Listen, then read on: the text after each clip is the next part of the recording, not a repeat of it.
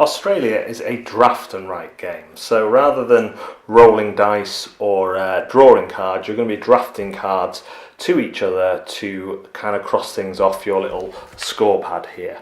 So you'll be drafting cards looking for place letters, so if there's a letter on the card, you cross off one of the matching letters, and if you get all four, you get to cross off the 3-point bonus. However, if someone else does it the round before you, then you can't get that bonus anymore. So it's kind of a race to these bonuses. If people achieve it in the same round, they get the +3. And each place you visit gives you 1 point as well. So at the end, you'll total up your visits and your bonuses, and that will come across to your map total here. There'll also be the Boomerang, which I'll explain in a minute, the catch and throwing. The green bonus, which is, let me try and find a card with a green bonus on. There we go. So there's bonuses of various numbers on the bottom. They range from 1 to 5, and basically you total them up across your 7 cards and then write the number in there. The next number you write has to be more, not equal to, has to be more, or you write a 0 and you have to start again. So you'll total that at the end. The yellow one is for animals, and every pair of animals, matching pair, you get the number on there, and you just score the amount you have that round. Then there is the blue symbols. Now there's 5 rounds and only 4 of these, so you can choose not to do one of these one round. So you choose one of the symbols and you count up your matching types, and using this chart down here, you get the points underneath. So if you get 3 matching symbols, you get 4, and obviously you can only do each one once across the 5 rounds. So what's going to happen is you're going to be dealt 7 cards, 1, 2, 3, 4, 5, 6, 7, and in a 3 and 2 player game, there is not all the cards aren't going to be in play, which is important. You're going to look at them all, and your first card is going to be played to the table face down, and this is what's known as your throw card. So here we see all the values, they go from 1 to 7. So a pretty safe throw card for me in most player accounts would be a 3, because to catch your throw card you have to play a last card that has a number equal to or higher than this number. So if I play the 7, there's no 7s in my hand, so it's very unlikely that I'm going to get a 7 back. So a safe play would be a 3 in this hand. But remember, I'm also looking at the letter and the various symbols on the card. So across the course of the drafting, you'll play your first one face down. Then if I drafted these, the rest will be played face up, like this. When I play my last card, I flip it over and I see if I've caught it, in which case I have. So then I fill in my 3 here. My greens would be, I only had 2 of those, so a 1 and a 2, so I'd fill in a 3 there. Any matching animals? I have 2 kangaroos and 2 koalas, not kangaroos, 2 emus and 2 koalas, so I get 11 points there. I wouldn't take these because I've only got 2 of them, and I'd risk it to go and try and get more, and then I'd go through and cross off all the letters.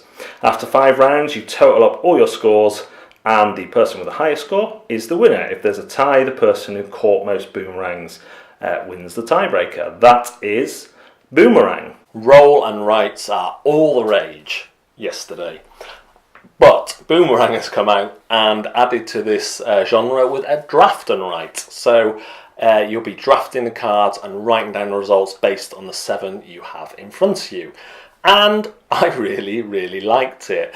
I feel part of me at the back of my mind worries that I've just been kind of tricked by this throw and catch mechanic, that there's something more here than there is.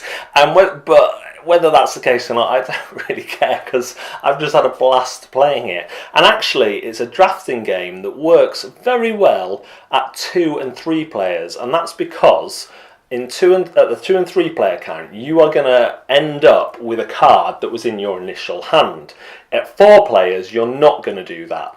But at 2 and 3 players, because you're going to end up with a card that's in your initial hand, that makes your choice of which card to throw very interesting. If you have loads of high numbers, you can risk it and try and get rid of the lower cards when the hand comes back round to you.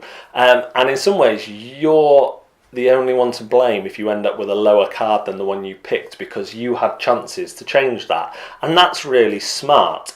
And And in some ways, apart from it being the tiebreaker, the throwing and catching is probably the worst scoring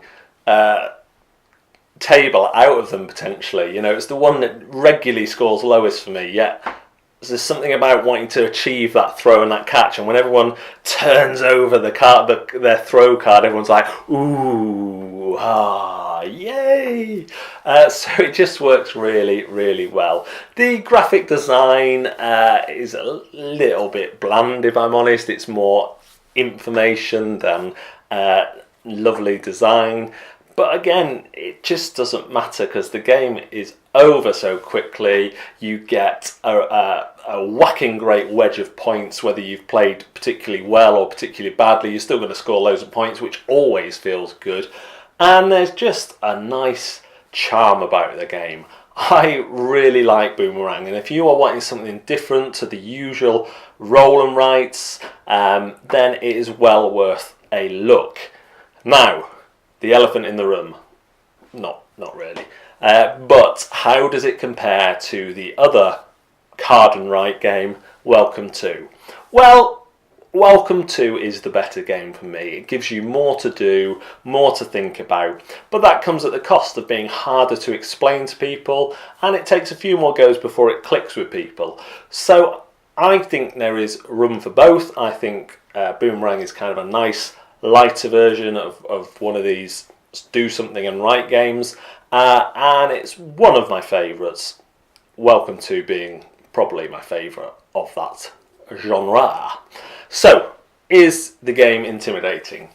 Not really. There's a lot of information on the cards potentially, but the score sheet's done well, if a little small for old people like me with poor eyesight, but there's not really any intimidation once you've explained. You know, the iconography is clear and people get it. The rulebook is brilliant, fine, no problem with the rulebook. Is it fun? Yes, it is a lot of fun. I love Boomerang.